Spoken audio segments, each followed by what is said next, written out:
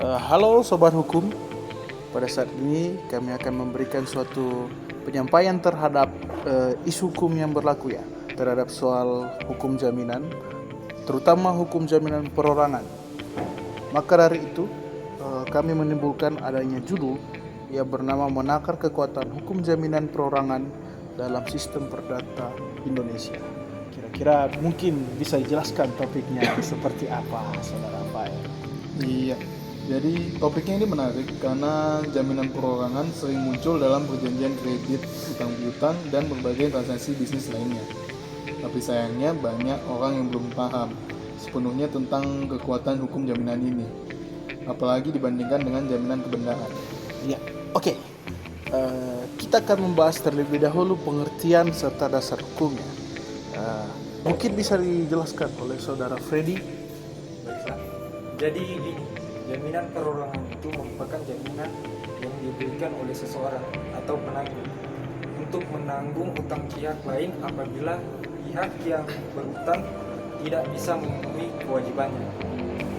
Istilah hukumnya sering disebut board terms, diatur dalam pasal 1820 sampai 1850 KUH Perdata. Ya, betul Saudara Freddy, dan perlu dibedakan dengan jaminan kebendaan seperti hak tanggung atau fidusia.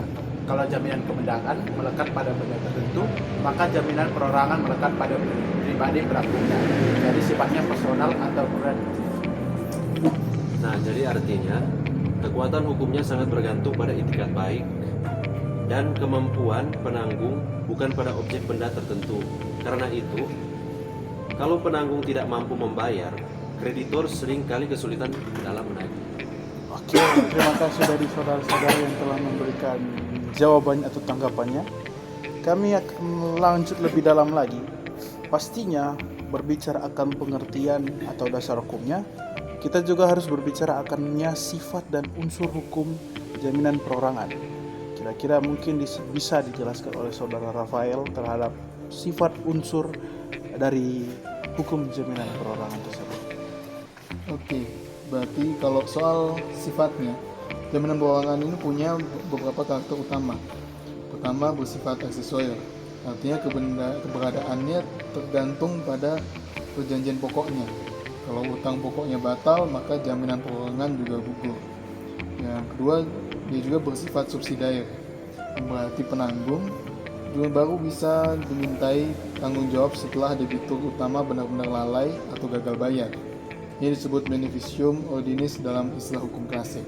Baik, yang selanjutnya tidak memberikan hak preferen kepada kreditor, beda dengan jaminan kebendaan yang memberi hak didahulukan seperti hipotek atau fidusia. Kreditor dalam jaminan perorangan tetap bersaing dengan kreditor lain dalam pembagian harta penanggung. Oke, terima kasih atas penjelasan dari saudara-saudara juga. Kita akan lanjut lagi ya teman-teman. Berbicara akan sifat, pasti itu sudah berbicara pastinya teori dan unsurnya juga begitu. Saat ini kita akan lanjut ke dalam mode praktiknya. Apakah kekuatannya seperti apa dan juga kelemahannya seperti apa kalau jika kita praktikkan secara langsung di lapangan. Kira-kira bisa dijelaskan oleh Saudara Freddy, Firman, dan Algren, terutama dari Saudara Freddy. Oke, kalau kita bicara kekuatan hukumnya, sebenarnya jaminan perorangan tetap sah dan mengikat. Secara hukum, sepanjang memenuhi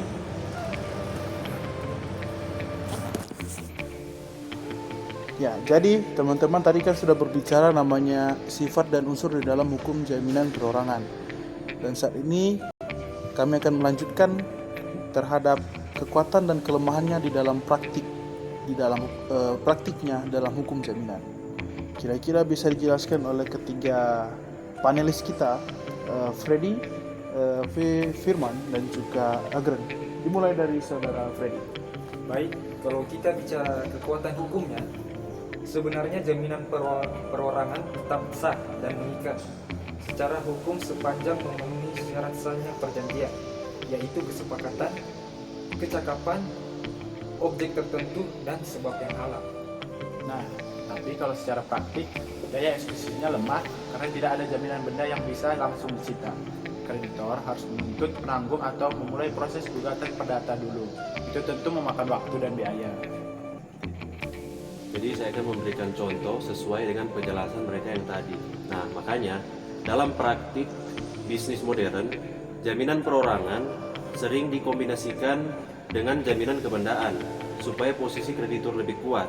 Contohnya, selain ada penanggung, debitur juga menyerahkan sertifikat rumah untuk dijaminkan secara fidusia atau hak tanggungan. Oke,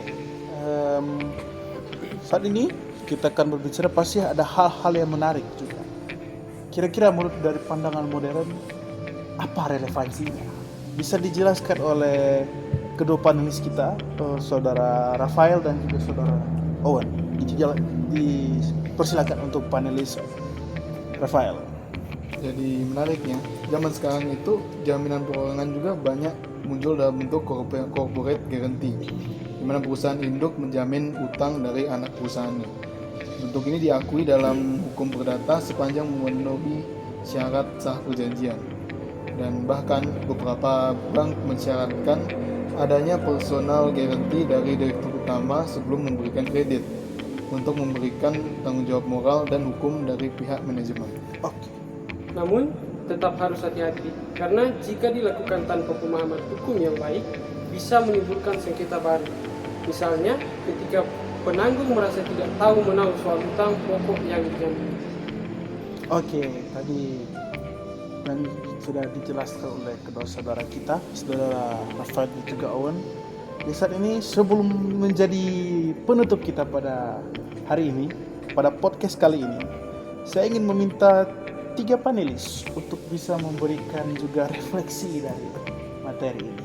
Dimulai dari saudara Freddy. Oke, jadi bisa kita simpulkan bahwa jaminan perorangan masih punya peran penting dalam sistem perdata Indonesia, terutama dalam memperkuat rasa tanggung jawab dan kepercayaan antara pihak lain dalam perjanjian. Nah, tapi secara konteks hukum, jaminan ini belum sekuat jaminan kebendaan. Dia lebih bersifat pelengkap, bukan utama. Kreditor tetap harus siap menghadapi risiko jika panggungnya tidak mampu membayar. Oleh karena itu, ke depan kita sebagai calon praktisi hukum harus mampu memberikan nasihat yang tepat kapan sebaiknya menggunakan jaminan perorangan dan kapan harus menambahkan jaminan kebendaan agar posisi hukum kreditur lebih aman. Oke, jadi itu adalah penjelasan-penjelasan dari kelima panelis kita pada hari ini. Saya mengucapkan terima kasih sebanyak-banyaknya kepada saudara Owen, saudara Freddy, saudara Firman, saudara Agren, dan juga saudara Rafael. Kiranya diberikan berkat dan kesejahteraan terus.